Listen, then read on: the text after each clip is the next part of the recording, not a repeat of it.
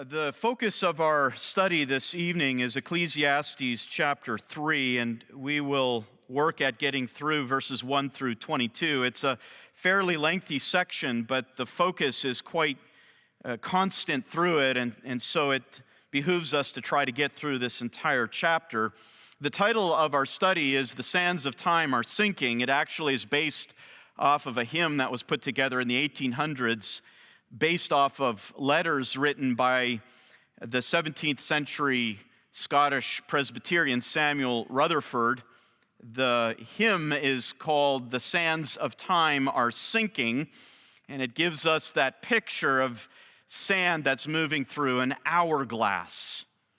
And as we look at Ecclesiastes chapter 3, that's certainly what we are confronted with, the very strong reality, the very vivid reality that with each passing moment, more and more grains fall through that hourglass.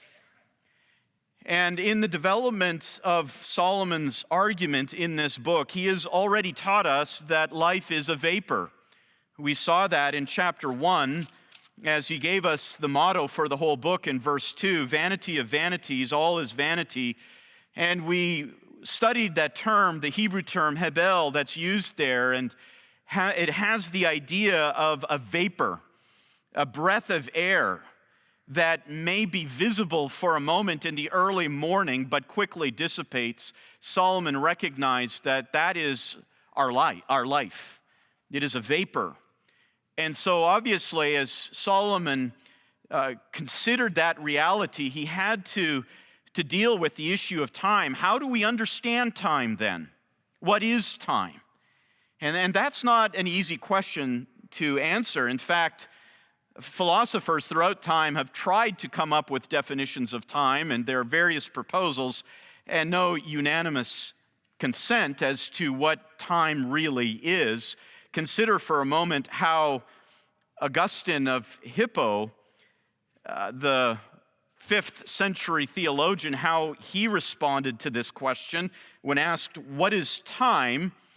He said this: "What is time? Who can explain this easily and briefly? Who can comprehend this even in thought so as to articulate the answer in words?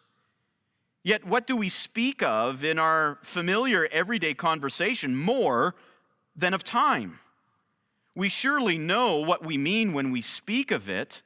We also know what is meant when we hear someone else talking about it. What then is time? Provided that no one asks me, I know. If I want to explain it to the inquirer, I do not know." Augustine himself was struggling with the challenge for a limited creature, one who is frail and finite. How do we understand time in the big picture sense? Certainly, it's one of the great enigmas of our life as creatures.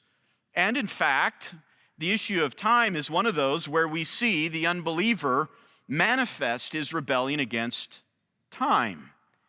The unbeliever seeks to thwart everything that he can related to time. For the unbeliever, time is indeed the greatest enemy in so many different ways. As I was thinking of this, I came across what is called cryonics. Now, cryonics is the practice of paying a lot of money, hundreds of thousands of dollars, so as to quickly have your body frozen upon death and brought down to a temperature of about 130 degrees Celsius, and then placed upside down in a tank that contains this liquid, so that if all of a sudden, you're placed upside down, so that all of a sudden, if some of the liquid in the tank leaks out, your head is still in the liquid as much as possible, and so you are frozen. And the whole purpose behind that is that perhaps sometime in the future, medical advances will take place that will allow doctors and scientists to rejuvenate or to regenerate the dead body. That is the extent to which people will go trying to avoid the result of time, which is death.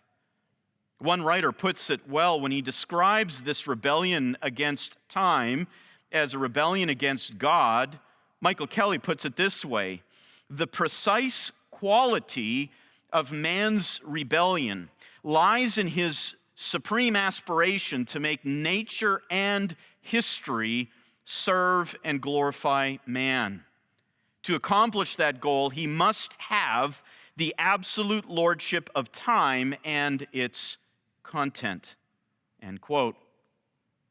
We know this when we study human history, that since the dawn of time itself, specifically since the advent of sin into this world, the various false religions have popped up in large part due to the effort to try to resist the passage of time. And so various pagan rituals were developed to erase the past and manipulate the future. And even today, when we think of how man tries to do this, you still can walk down city streets and find shops where there are fortune tellers, and people really do believe that. They think that they can get insight into the future so as to avoid danger. You have people spending all kinds of money on various cosmetics to erase the passage of time on their own faces. And of course, you have people trying all kinds of diets and supplements, all trying to find that fountain of youth so as to resist the sinking of the sands of time. Well, Solomon provides for us an inspired account of how we, as those who fear God, must look at the concept of time. And that's found in a very well-known passage, Ecclesiastes chapter 3. Turn in your Bibles there. And as I said, we're going to make our effort to get through this entire chapter this evening. Now, as we do in this chapter, we're going to see how Solomon, as he himself considers time in light of the reality that life is a vapor, as he considers time and the right response to time, he is going to give us in this chapter 4 lessons to learn about God, his relationship to time, and how God uses time in our own lives. And the first lesson that we will see in the first 8 verses of Ecclesiastes 3 is this: God's control over time is comprehensive. God's control over time is comprehensive, and we see it in what is probably the most well-known passage of the book of Ecclesiastes, and in fact, one of the most well-known passages of the Old Testament. It is a text that is read at many funerals, even secular funerals.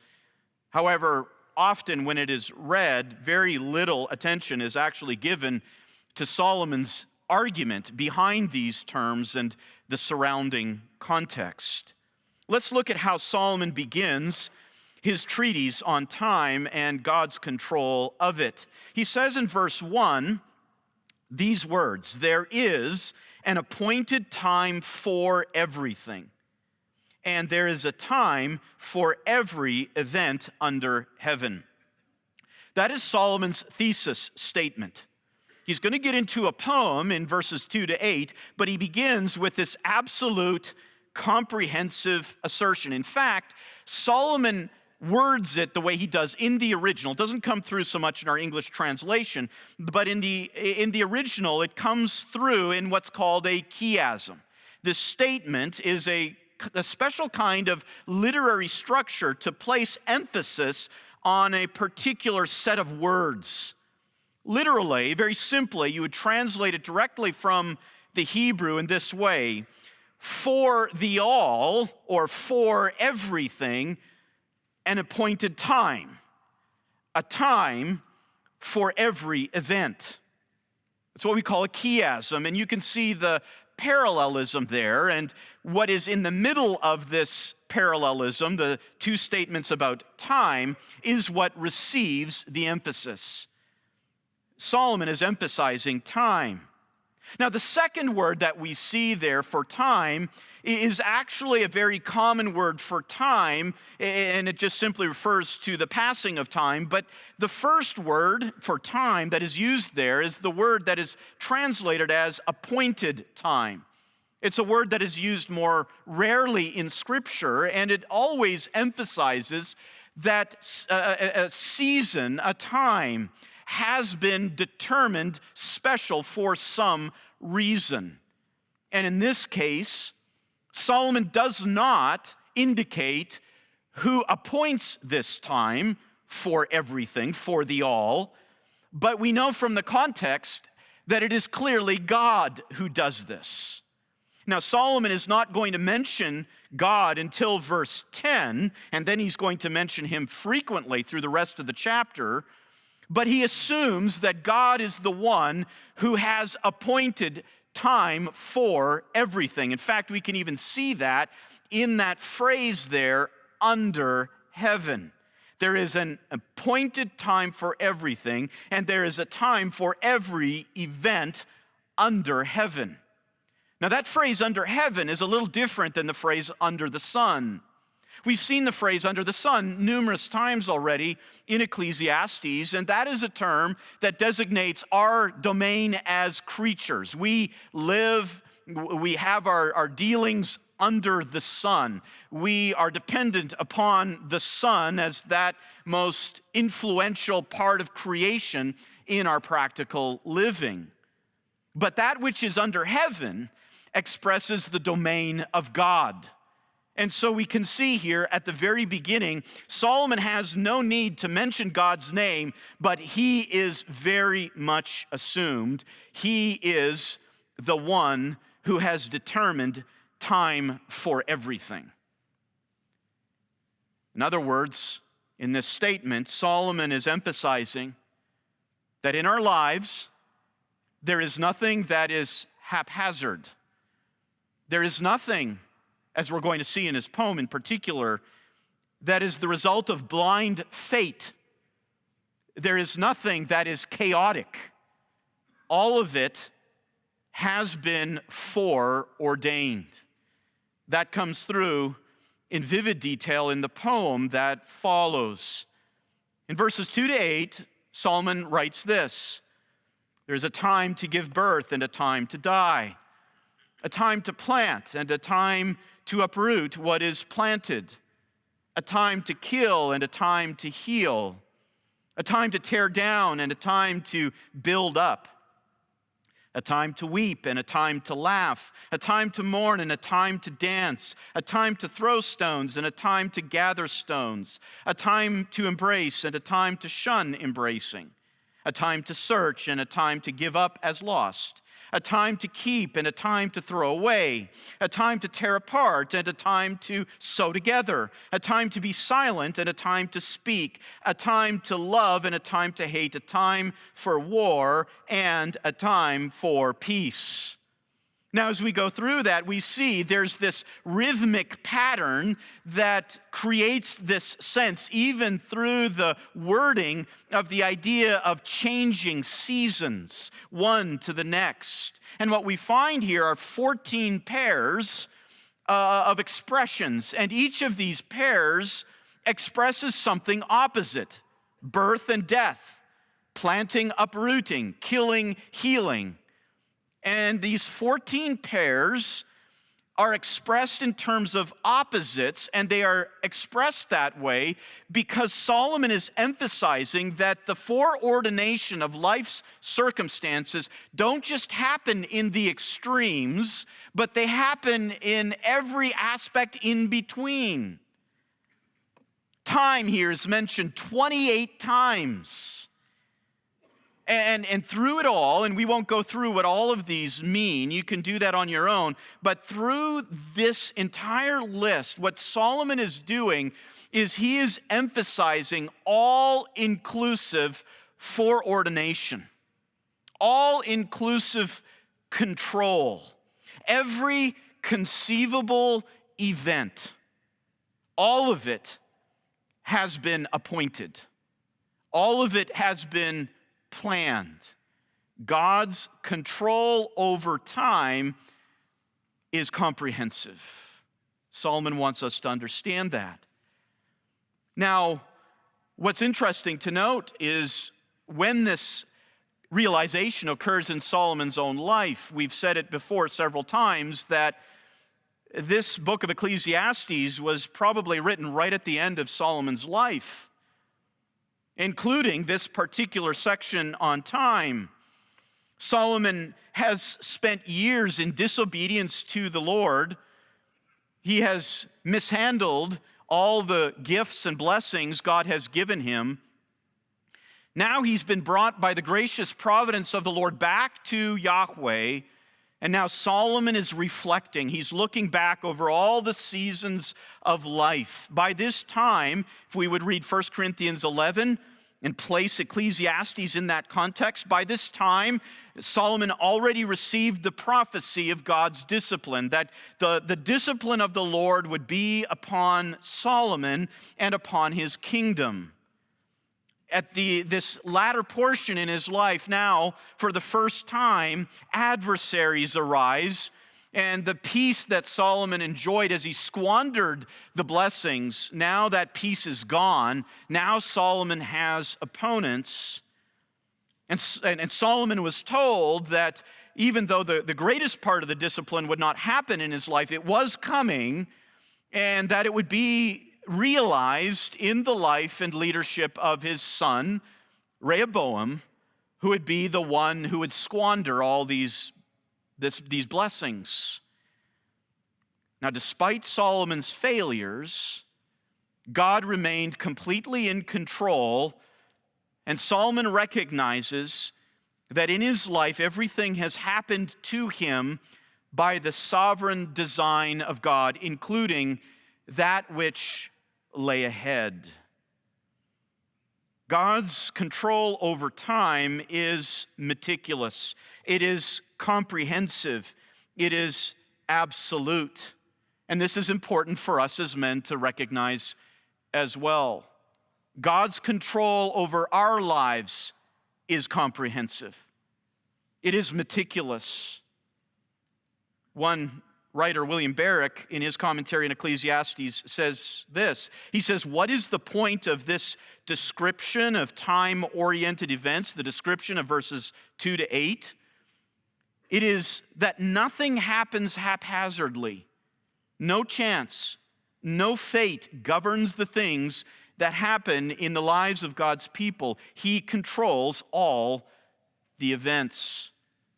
And we must think of that. We must ruminate on that, because as much as we might affirm this in principle, we do so easily when all the good things happen, when all the positive aspects of this poem are realized in our lives, things like peace and love, of being sewn together, a time of keeping, a time of embracing, a time of dancing, a time of laughing, a time of healing, a time of planting. All these things are easy for us to acknowledge as coming from the hand of God.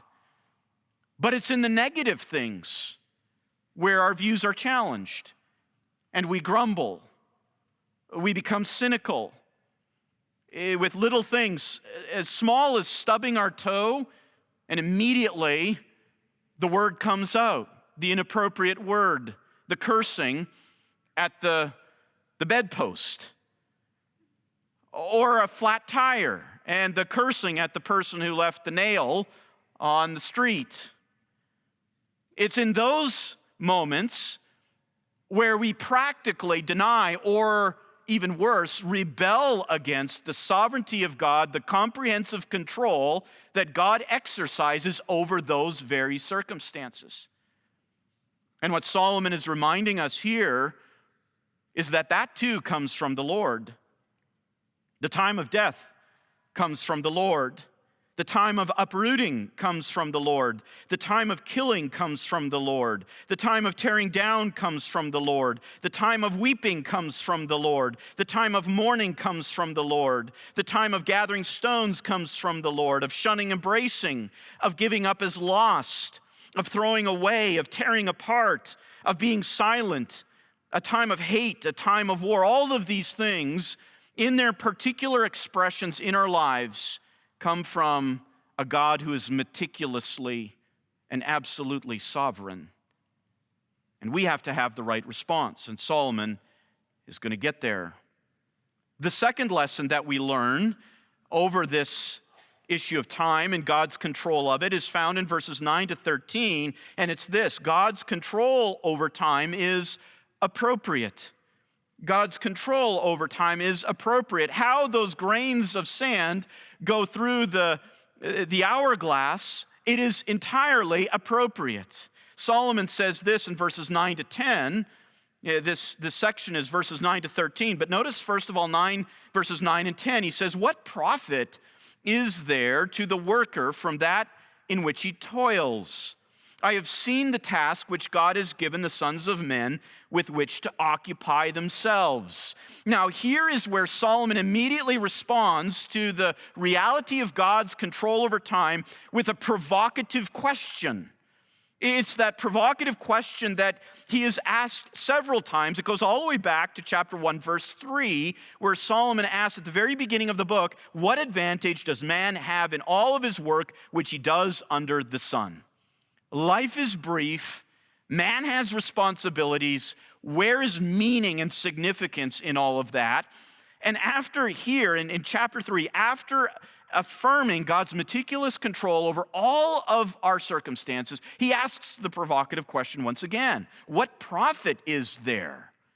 If God is really in control of all of our circumstances, then how do we take responsibility for our own lives? What can we do if we can't change what God has determined?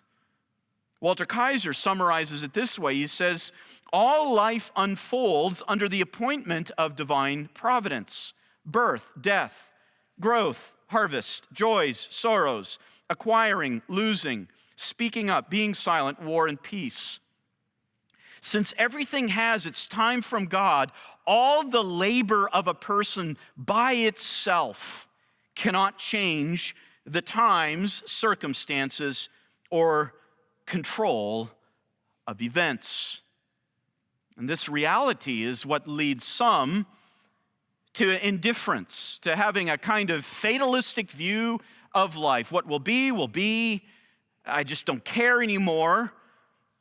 Or worse, a kind of cynicism of thinking that God is mean and that he's just out to get me. Or even worse, a kind of contempt where we bring our rebellion and direct accusations against the Lord. What are you doing? I can't even do anything about it, and you're bringing this into my life. It's a very real response. Solomon raises it, but he's going to answer this kind of question with the proper response, and it's found in verse 11. He moves on in this middle section, and he says here in verse 11, "He, that is God, has made everything appropriate in its time. He has also set eternity in their hearts, yet so that man will not find out the work which God has done from the beginning even to the end." So we asked in verse 9, what profit is there? In light of the fact that God controls time and all its circumstances, what profit is there for us? What can we possibly do? And now Solomon is going to answer that. And rather than expressing cynicism or contempt, Solomon wants us to understand this about God's control of time: everything is entirely appropriate.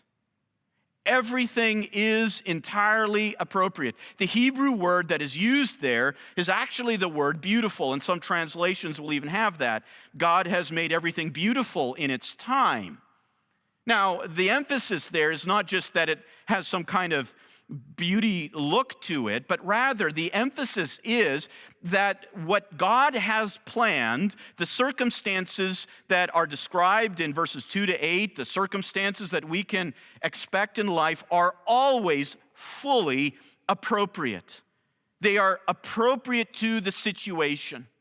They are beautiful in that God has wisely orchestrated the circumstances that we step into because they are the very, very best. There's no way that it should be better. And that's hard for us to believe. We can often look at our circumstances, perhaps even within the last several hours, and say, well, if I had something to say about this, I would have done it better. I would have done it differently. I would have organized the events so that this would have happened. And all of us are guilty of that kind of thinking. Yet what Solomon reminds us here is this: no, you could not plan it better. God, the all-wise one, has made it perfectly fitting, appropriate to your circumstance, the situation that you're in. You needed that. That is an expression of God's wisdom. In many ways, this verse expresses what we read in the New Testament in Romans 8:28, where Paul writes this: we know that God causes some things. No, all things. God causes all things, all the little details that contribute to the bigger details, which contribute to the even bigger details. God causes all of these minutiae to work together for our good. You could say here, God has made everything appropriate in its time. And here we read in Romans 8:28, as Solomon communicates as well to those who fear God in the Old Testament context, here it's to us in the church, that God causes all things to work together for good to those who love God, to those who are called according to his purpose. You must reflect upon that. Every circumstance that you're in, the good times and the worst, are entirely fitting, perfect for your situation. Now, that automatically raises a question. Well, how can I know this, especially with such a limited perspective? We are limited by the moments around our consciousness.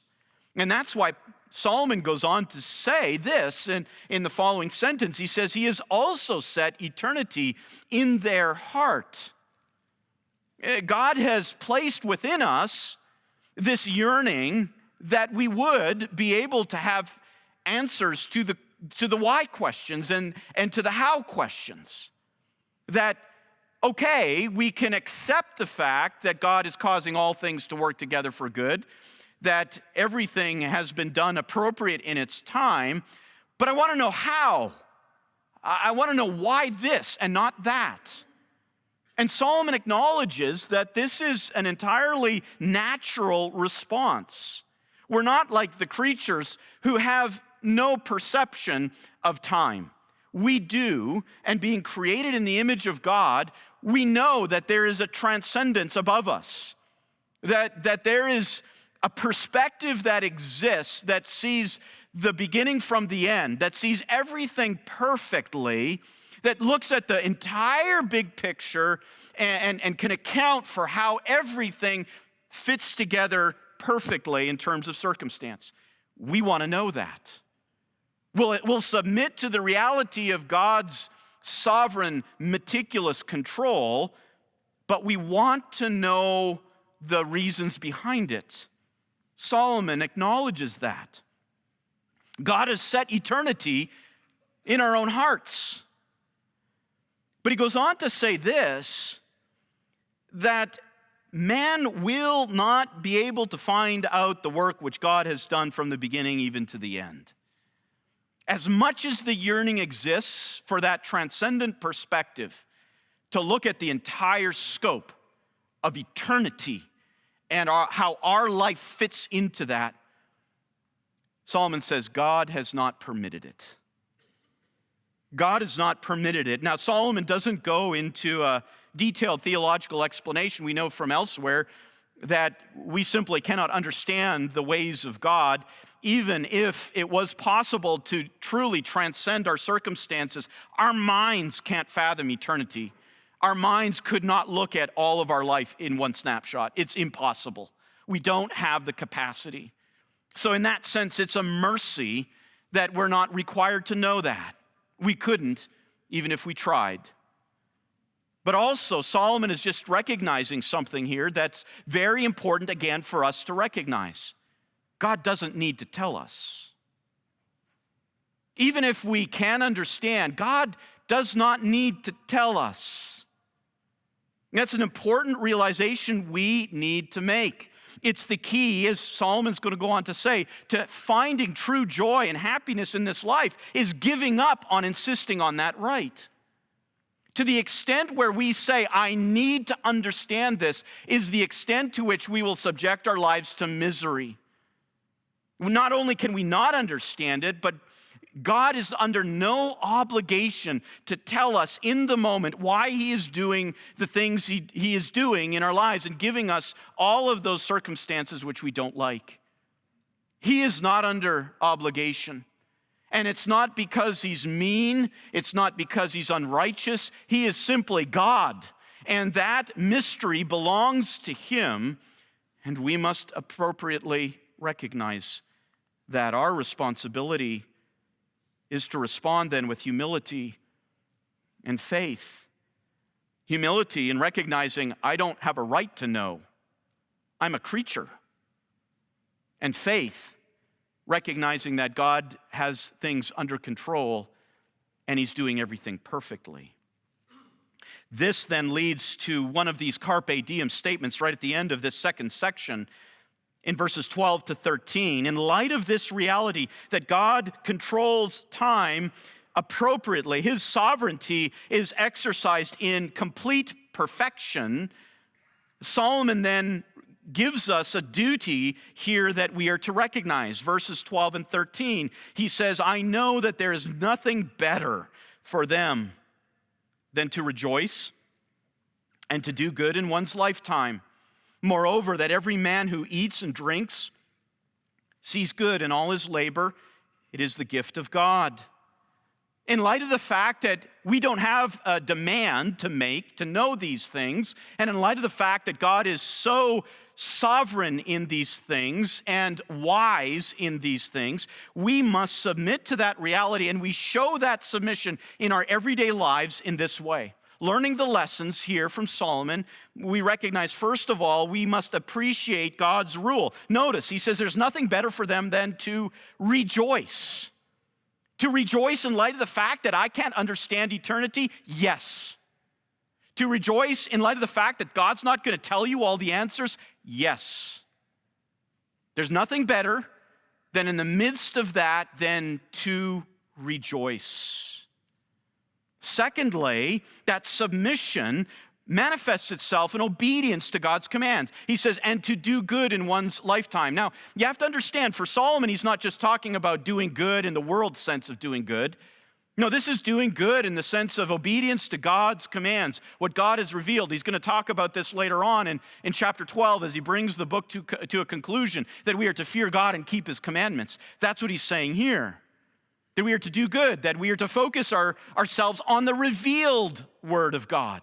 The things that he has not left secret, but has given to us to tell us how we ought to structure and live our lives. That is what is to occupy our time. And then thirdly, he says we are to be grateful for his gifts. He says we are to see good in our labor. That in the things that we do, the actual mundane things of this life, we are to see that this is a gift of God, of being able to work and then enjoy the fruits of that labor in terms of eating and drinking and sustenance, that's a good thing. We are to find our satisfaction there. And so often we do the exact opposite. What do? We want to do God's job for him.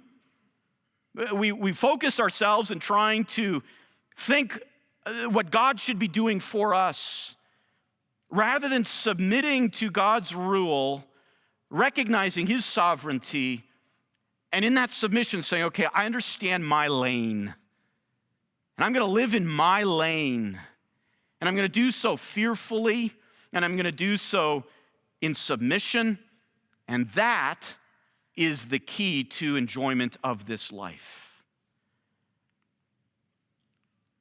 It is the gift of God to be able to enjoy these things, Solomon says. And this is the exact opposite of the typical responses of frustration and fatalism that so often mark men's lives. Thirdly, a third lesson to learn here is that God's control over time is everlasting. There's a brief comment, a brief lesson that Solomon gives us in verses 14 to 15, in that God's control over time is everlasting. He says in verse 14, I know that everything God does will remain forever.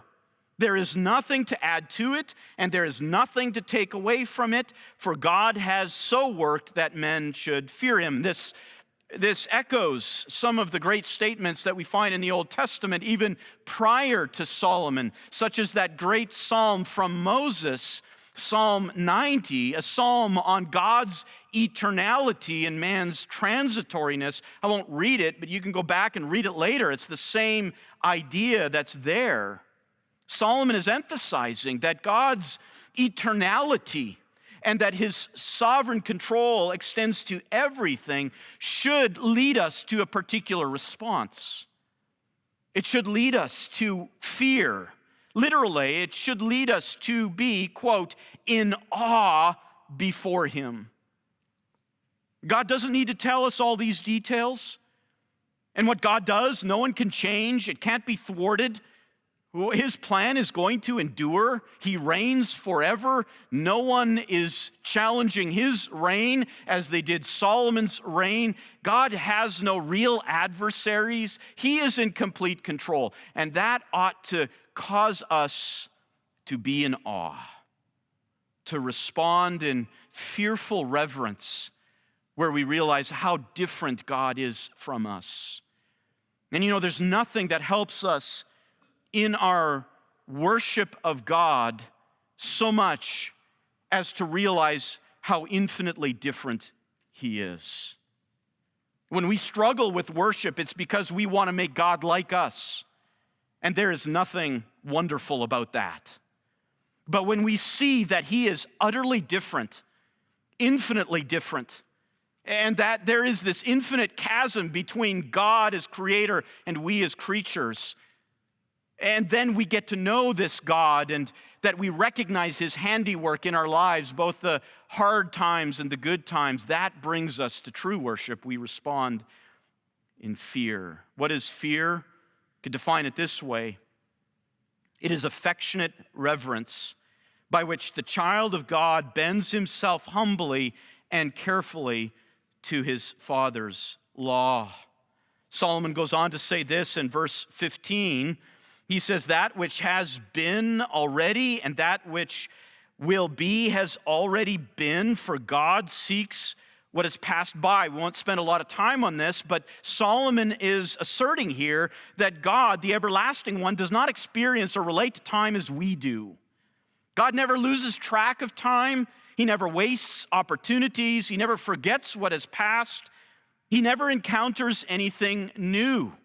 For us, in particular, that which we do know in the present all of a sudden becomes water under the bridge in the past. It becomes a distant memory. We can call it a bygone. It becomes the past, and it's hard to remember. And that's one of the things that we fight against, especially as we grow older. We start to forget. But Solomon says here, that's not God's experience. He says at the end there, he says, for God seeks what has passed by. How are we to understand that? It means that God actively knows the past. He actively knows it. It never passes out of his understanding.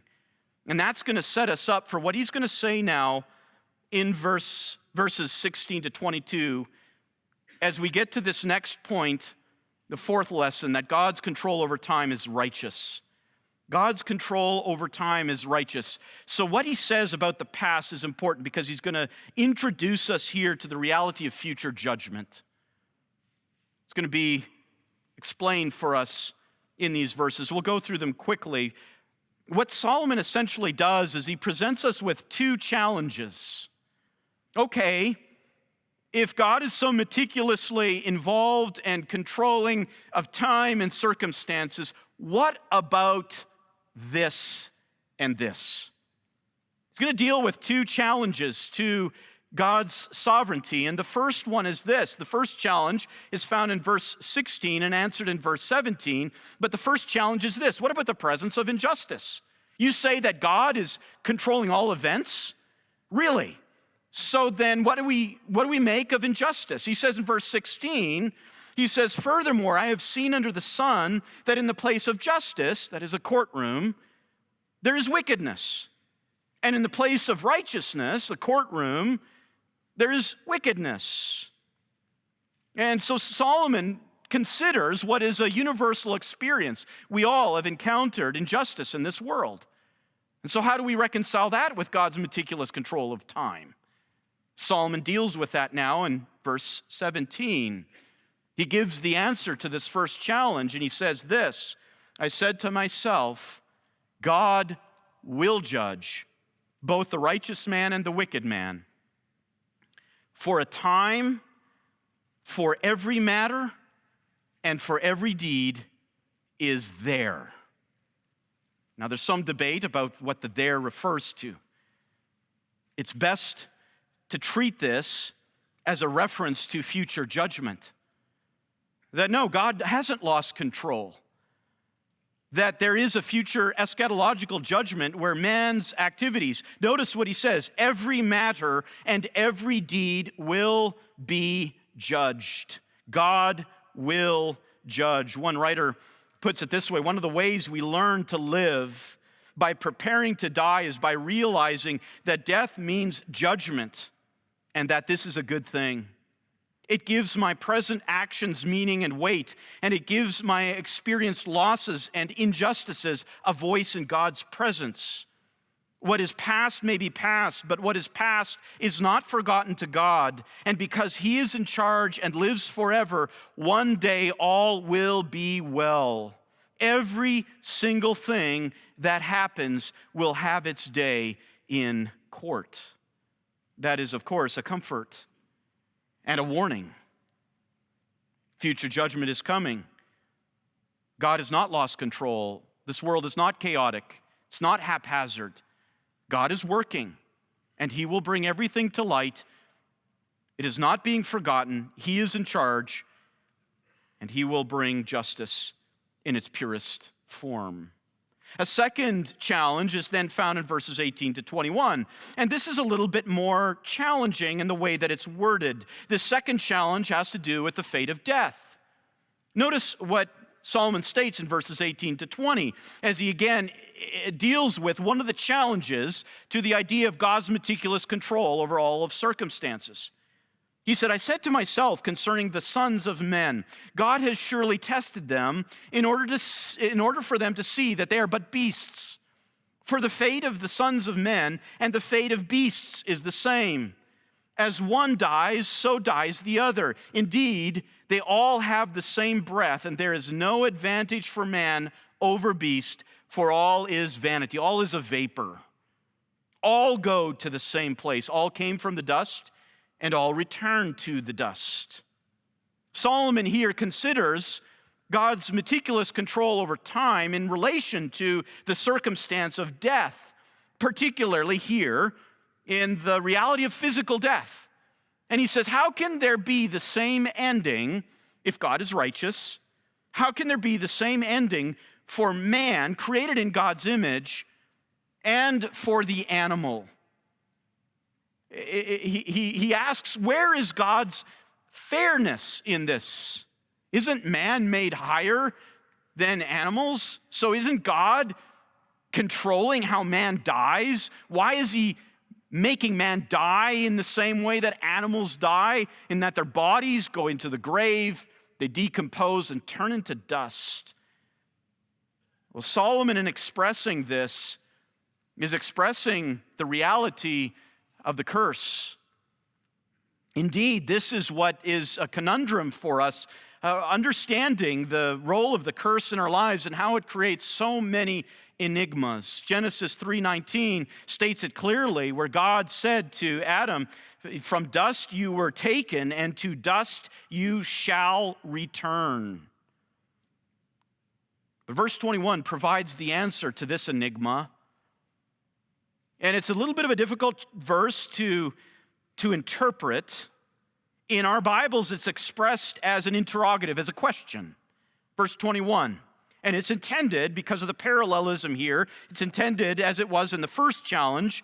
Verse 17 and verse 21 are parallel in that they give the answer to the enigma. And here's the answer. Who knows that the breath of man, or the spirit of man, ascends upward, and the breath of the beast descends downward to the earth?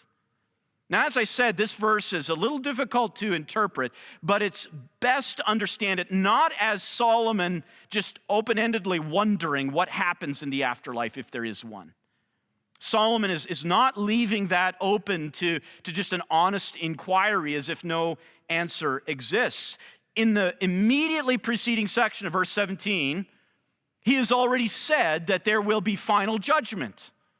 There will be final judgment. He's going to emphasize it again in verses in chapter 14 or chapter 12 verse 14, when he says, "For God will bring every act to judgment, everything which is hidden, whether it is good or evil." Solomon has already acknowledged a future eschatological judgment. But he has also acknowledged that the soul does return to God, or I should say he will acknowledge this also in chapter 12, and we're going to get there in 2024, but we will get to the end of this book, and here's verses 6 and 7 of chapter 4. Listen to what Solomon says. There's some idioms here that we don't really need to delve into. We'll get there, we'll understand them in the proper time, but the general drift of this statement is clear. Solomon says, "Remember God before the silver cord is broken and the golden bowl is crushed. The pitcher by the well is shattered and the wheel at the cistern is crushed." He's speaking about the end of vessels. And then he says this in verse 7, "Then the dust will return to the earth as it was, and the spirit will return to God who gave it." Chapter 12, verse 7. No, Solomon understands the future, the afterlife. And that for him is the solution to this dilemma of beast and man experiencing the same physical death. Solomon is saying, no, the righteousness of God is going to be manifest in the reality that though their bodies do return to dust as part of the curse, the soul of man will go to judgment before God. As a result, he then gives us a final carpe diem statement here in this text. Verse 22, we'll end with this. He says, "I have seen that there is nothing better than that man should be happy in his activities, for that is his lot, that is his duty. For who will bring him to see what will occur after him?" Having reaffirmed God's impeccable judgment, his impeccable righteousness in his sovereign control over time, Solomon issues another carpe diem. He says, "Seize the time. Seize the day. God is going to judge every deed in the end. Man is responsible to steward his life, however brief it may be." So Solomon says to his readers, God controls time, but you're responsible. God is sovereign, but he's going to judge every deed. And here is what we take from it all, that in light of life's brevity, we have a responsibility to receive all that God gives us and steward it in the right way. And this requires this enthusiastic embrace of our lane that God has given us. Stay within the lane. Enjoy the lane. Do the lane that God has given to us as men walking on this earth. That is what we take away from the fact that we, as much as we want to understand eternity, we can't see it all. We have a little glimpse. God is in control. Nothing is wasted in our lives. So we seize every moment and we live it in fear and in enjoyment, and in obedience. Now, how do we apply this in just a few short exhortations? First, cease grumbling. Get rid of the self-pity, men. That can be our problem. We love to pity ourselves all the time, every day, every bad circumstance. We call it misfortune. No, it's from the hand of God. Cease grumbling. Number 2, respond with awe. God is the one who meticulously controls all of these details, both the good things and the hard things for us. He's working every detail. That should lead us to recognize how different he is from us and should cause us to respond in fear, in awe. Number 3, learn to delight in God's sovereignty. This is not a doctrine that should cause us to withdraw. It should cause us to rejoice. These details are in his hands, and he makes everything fitting for its time. Number 4, remember future judgment. It's coming. In his righteousness, God orchestrates everything, and that he will call into account every deed. That is both a comfort and a warning. And 5th, steward your time. Respond rightly. Recognize what God has given you. Enjoy the lane that you've been sovereignly provided and live it to the max. Enjoy everything that God has given you to do. Enjoy that sovereignty. Enjoy that recognition that he's controlling it, that the good and the difficult are from his hand. And so is that work, that labor that you have to do, all the things in this life that have come from him. You embrace those things. Realize you will give an account. And Solomon's charge is, listen, standing before God, that time is coming. Make sure you steward your life well. It's brief. Let's pray.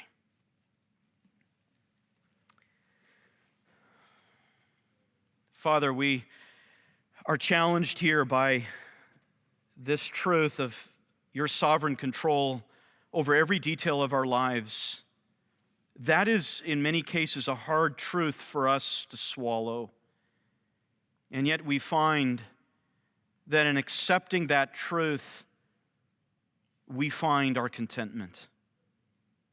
We find our delight in life. We find our joy.